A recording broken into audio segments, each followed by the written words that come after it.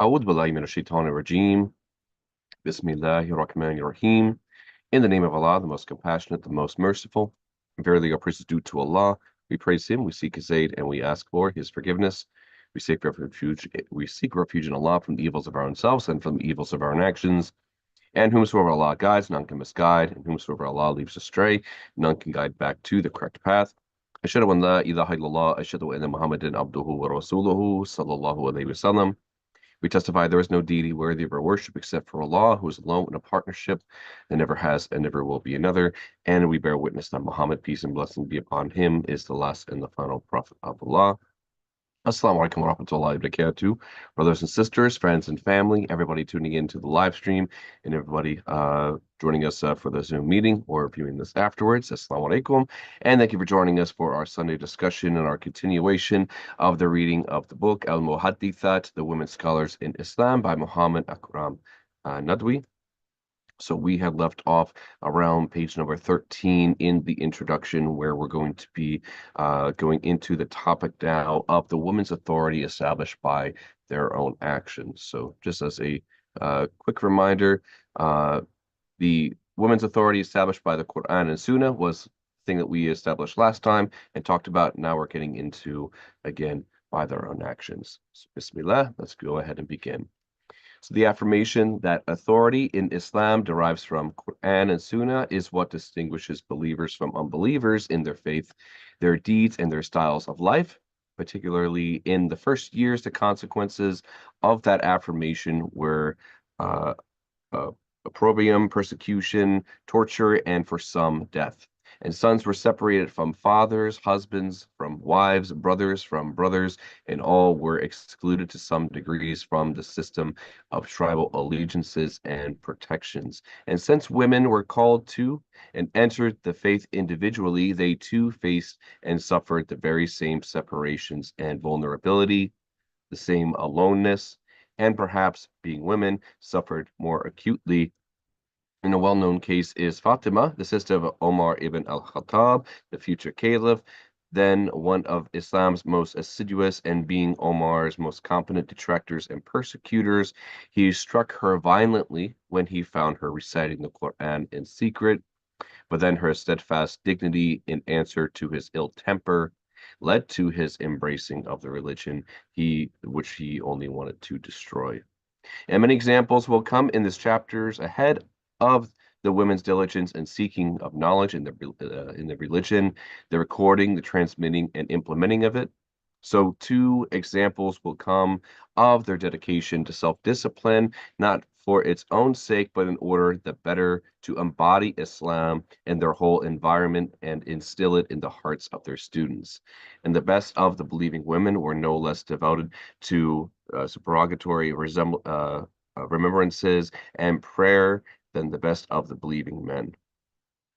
And they too wanted to attend the mosque for the night prayers, and they were to be permitted. Salim ibn Abdullah narrates from his father, Abdullah ibn Omar, that the Prophet ﷺ said, "When your women ask your permission to go to the mosque in the night, give them permission," as narrated in Sahih Bukhari.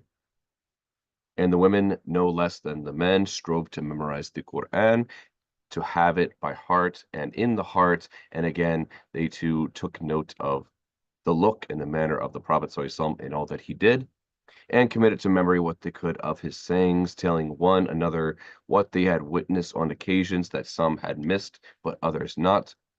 And details will come in the course of the book as well. So after the truce of Hudaybiyah, the tide turned. Reflections Hudaybiyah was the treaty that was made before the migration of the Hijrah, inshallah, which then they made afterwards. And to the extent that Allah subhanahu wa ta'ala willed in favor of the Muslims and against their enemies amongst the idolaters and the people of the book. Mecca was then conquered without bloodshed, and past enemies were forgiven as they gave allegiance to the Prophet ﷺ and to Islam.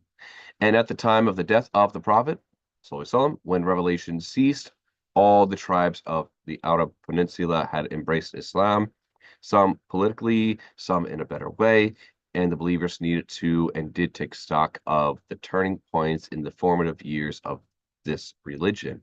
And to the limited extent the notion was established of seniority in Islam to commitment to it when it was a trial and commitment after that. And at most uh, of the critical moments, women were present. Women were amongst those who sought refuge in Abyssinia and the first in minor Hijrah.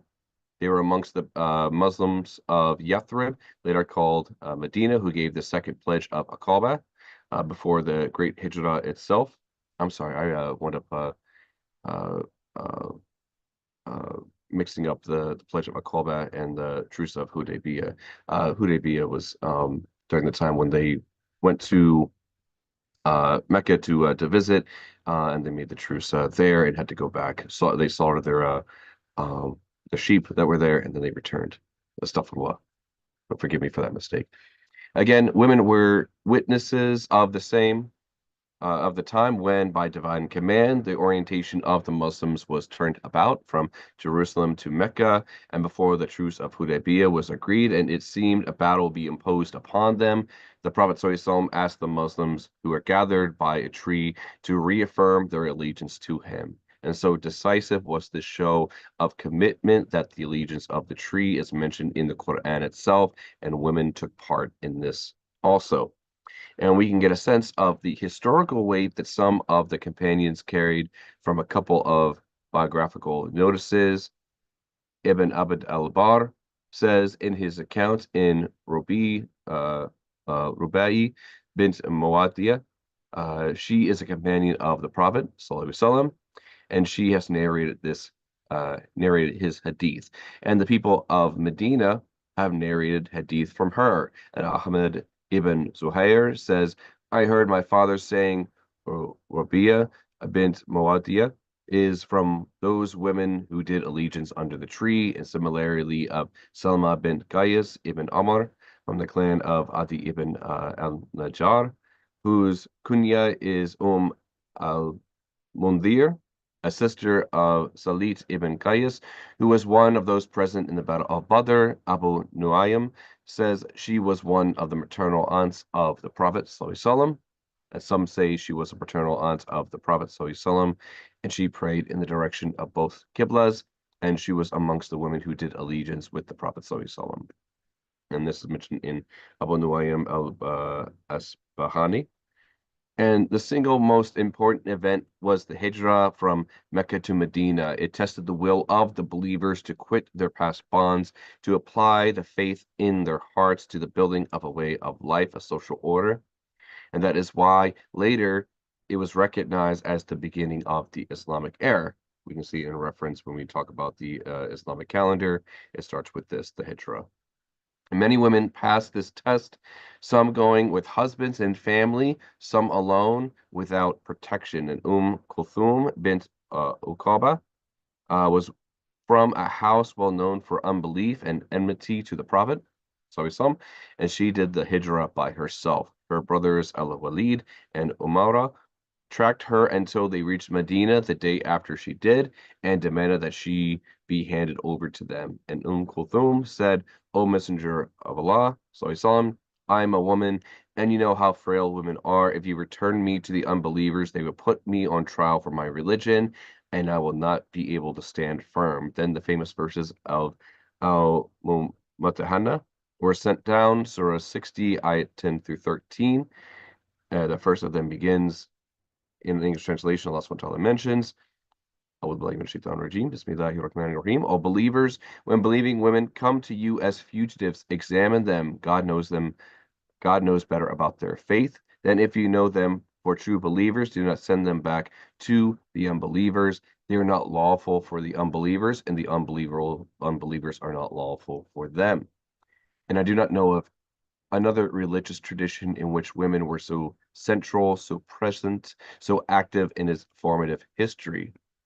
And it follows that they were recognized as senior in a social order in which authority was explicitly based upon commitment to and knowledge of the religion.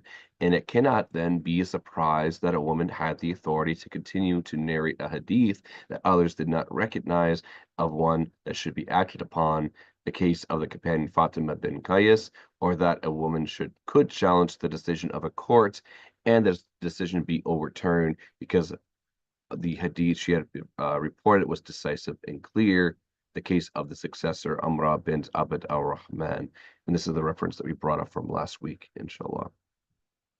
And as a final point, while reflecting on what authority women had and should have in Islam, we must remember that after the Prophet ﷺ himself, the first person to hear the first words revealed from the book was his wife Khadija, anha, who believed in him, and the first mushaf, or collection of leaves on which the Quran was secured in writing that is outside the hearts of the believers, was entrusted to the safekeeping of his wife Hafsa bint Omar. This is mentioned in Sahih Bukhari. And before I turn to an exposition of how women acquired and exercised their roles as Muhaddithat, as women scholars, I should perhaps note that hadith is only one, though undoubtedly the most important sphere of scholarly effort in which Muslim women excelled. Bear with me one moment.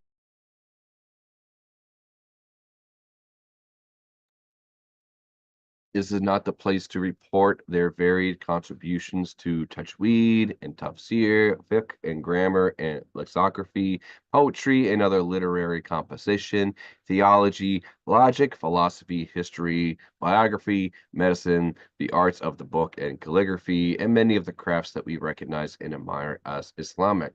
However, I have provided brief notes with references perhaps of interest to readers who want to follow them up in an informative article available online, and he posts the article here, inshallah.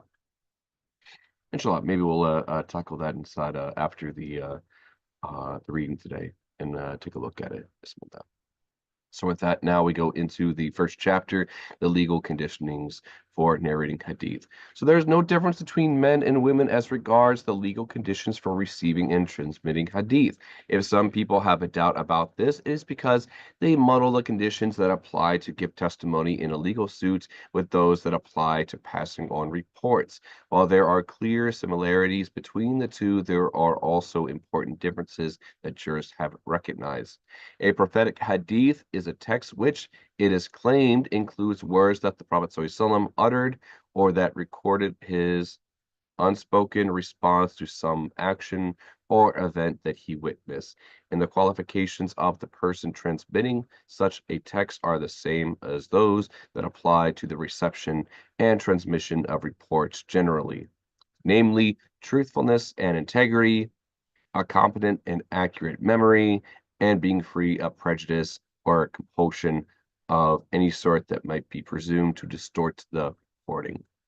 And in respect of general qualifications like that, there can be no difference between men and women. And unfortunately, people confound reporting with giving testimony, then having wholly misunderstood the quite particular conditions under which the testimony of two women is accorded the same weight as the testimony of one man, make the false interference that women's reporting of hadith might or even must be considered weaker than that of men, and is necessary, therefore, to explain the particular conditions of testimony, shahabada, and the differences between that and the reporting of narration, riwaya.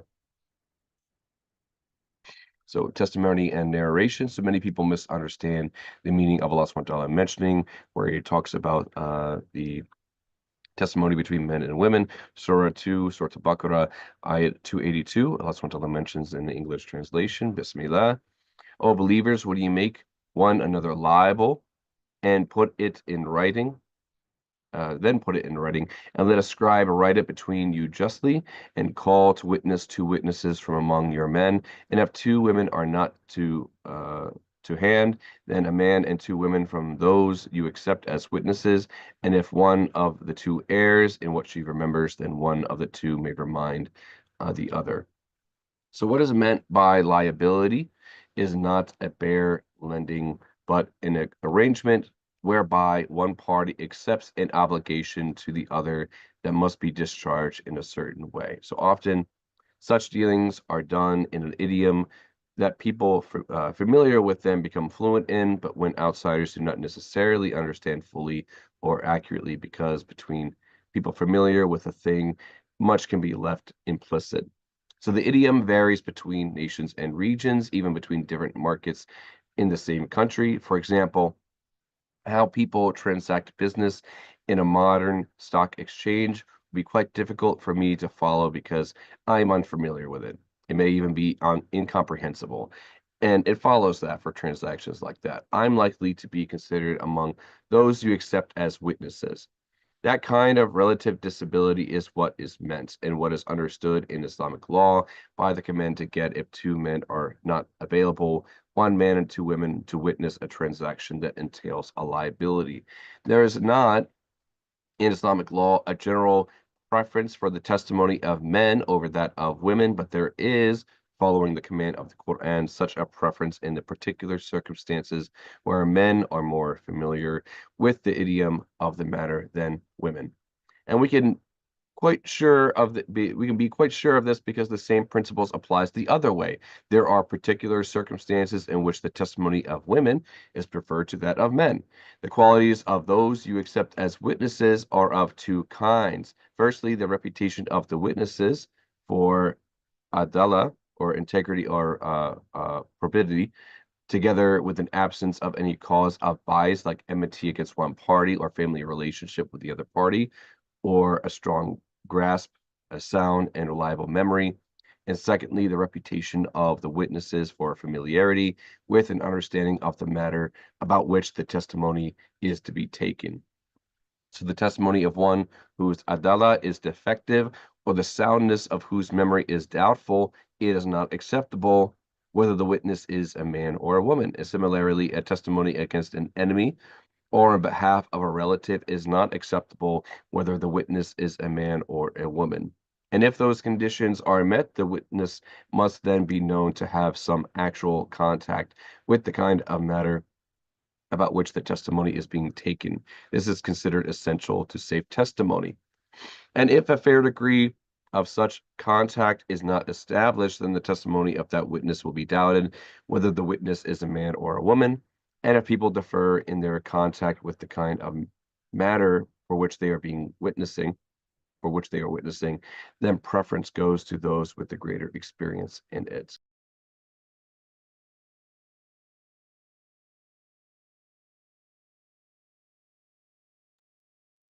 Evidently, in matters related to feeding, care, and upbringing of children and lineage, and what is like that, testimony of women is better informed than that of men, is narrated from Imam Amir al-Sha'abi that he said, there are certain testimonies where only the testimony of women is allowed. And as for financial matters and business issues and the disputes and claims that rise in them, both men and women have contact with them, but men's involvement with these issues is more than women's. And if we consider the question with an eye to the everyday reality of the norms that prevail in most societies most of the time, and with the practical need to prevent and resolve disputes between people, then the Quranic ruling will be understood to reflect social reality wisely and fairly. And the eligibility of women to give legal testimony is clearly affirmed. Requiring two women to testify in lieu of one man applies in relation to transactions women do not usually engage in, and the idioms in which they would need to make an exceptional effort to understand. And in most situations, the weight of a testimony is not related to the witness being a man or a woman, and in the same, the woman's testimony is preferred over a man's, and that is the known practice of, from amongst others, the third and fourth caliph, Uthman and Ali, of renowned companions like Abdullah ibn Abbas and Abdullah ibn Omar, and from the generations after them of widely followed scholars such as Hassan al-Basri, Ibn Shihab al-Zuhri, Sufyan al-Thawri, and Abu Hanifa and his students. All of them hold that the testimony of a single woman is enough in matters that normally concern women more than they do men. And they have the references on the bottom in the footnote, inshallah. So Now we open up to the differences between testimony and narration. So testimony is a kind of report that can result in establishing a definitive liability for one or more particular individuals. Narration, by contrast, is a report of information that is not the basis of a definite particular liability. Abu al-Walid al-Baji says the door of testimony is narrower, and this is why being male and being free are considered in it.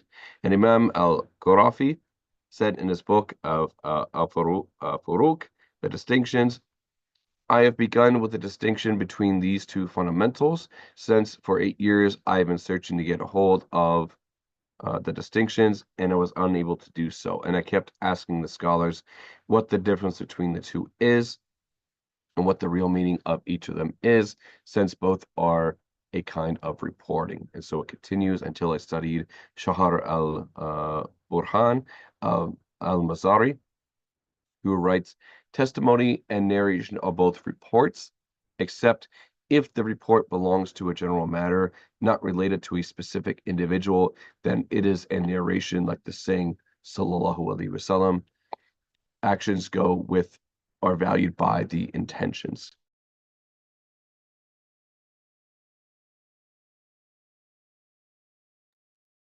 On the other hand, if a truthful person confirms to the judge that this individual owes to that individual 1 dinar, then this is binding to a definite thing, not going beyond the concerned parties to anyone else. That is sheer testimony, while the former is sheer narration. And the commenter on Muslim Thubat observes that the report of a reliable, pious woman will be accepted without any endorsement by a man, in contrast to testimony, because the condition of being male has come with regard to testimony by the text of the Quran. And this acceptance of the report, narrated by a woman alone, is in line with the practice of the companions. May God be pleased with them, and they are enough to be followed. And they accepted the report of Baria even before her emancipation, and they accepted the report of al-Mu'minin, Aisha al-Sadiqa, and report of al-Mu'minin, al-Salama, and of the others. And al-Khatib al-Baghdadi, a famed authority on the principles of hadith, explicitly confirms that point. Excuse me.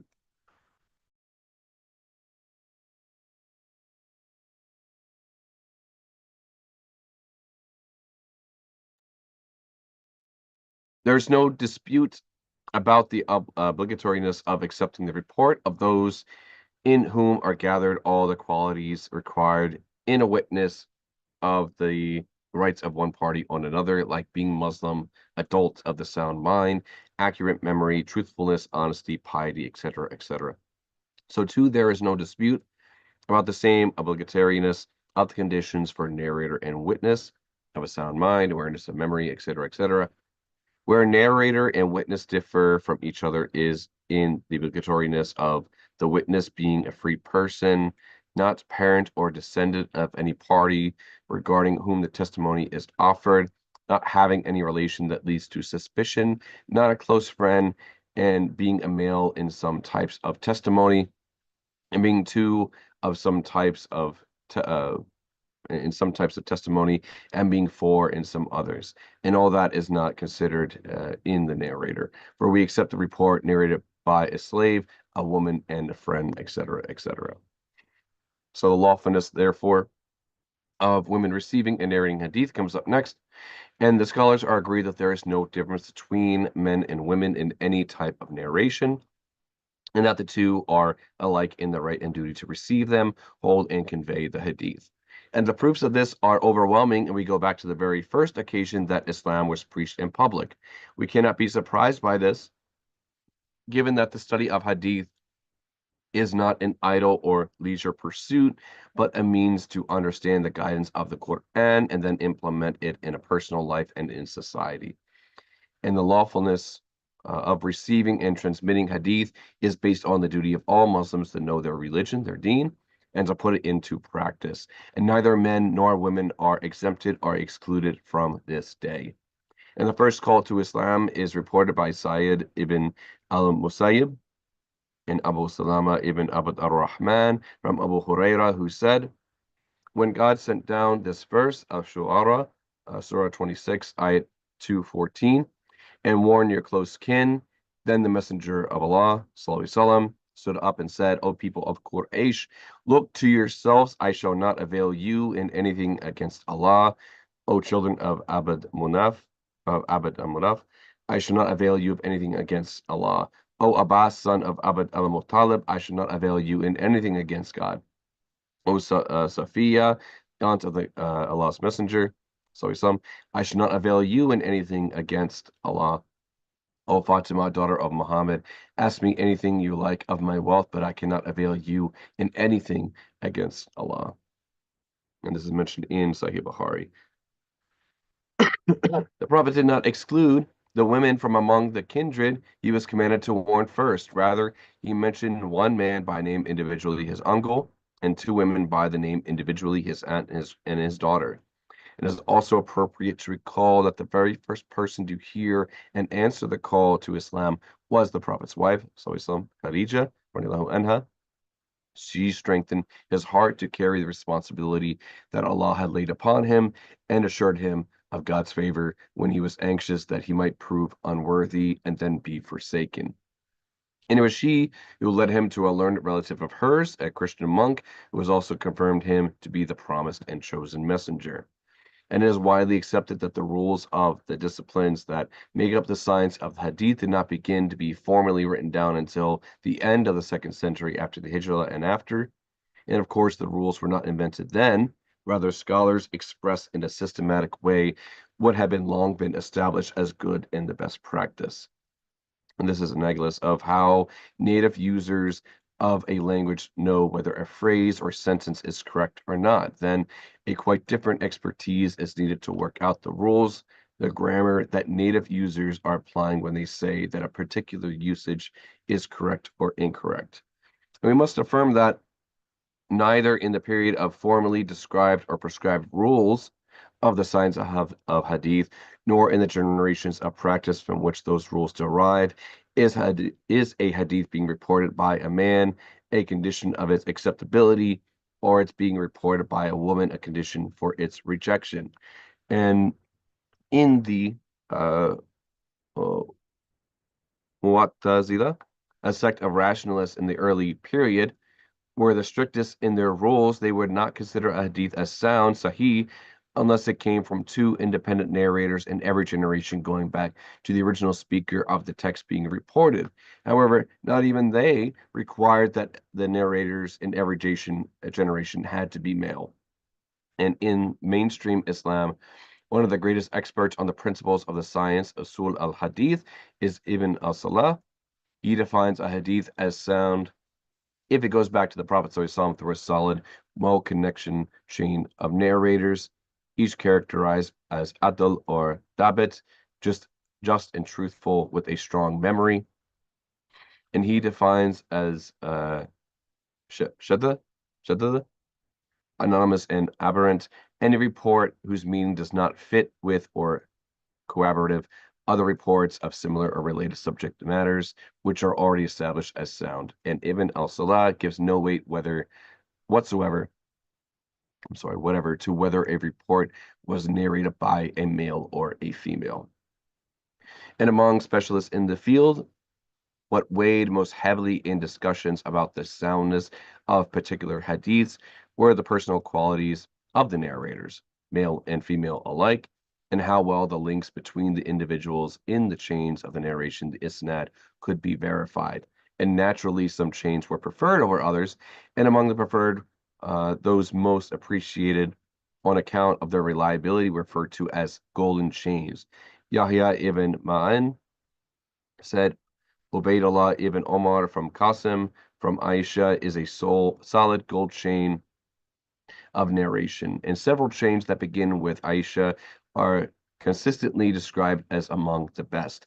And Al-Khattab al-Baghdadi reports that Waqi ibn Jarrah was once asked to indicate his preference from among three of them, the first being Hisham ibn Urwa from his father Urwa from Aisha, Afla ibn Humayd from Al-Qasim from Aisha, and the third being Sufyan from Mansur from Ibrahim from Al-Aswad from Aisha. And he said, we do not consider anyone equal to the people of our city Kufa. Sufyan from Mansur from Ibrahim from Al-Aswad from Aisha is more beloved to me. His own reason for this choice is that the narrators were based in Kufa, and so he would have firsthand, so we would have firsthand assurance of their quality. Also, more particularly, Al-Aswad was famous for being exacting, meticulous about wording. For example, he reports from Aisha that Allah's Messenger, sallallahu alaihi wasallam, when he prayed in the night, he would come to his wife and then he would lie down. She did not say, then he would sleep. When the muaddin called to prayer, he would jump up. She did not say he would stand and then he would pour water over himself.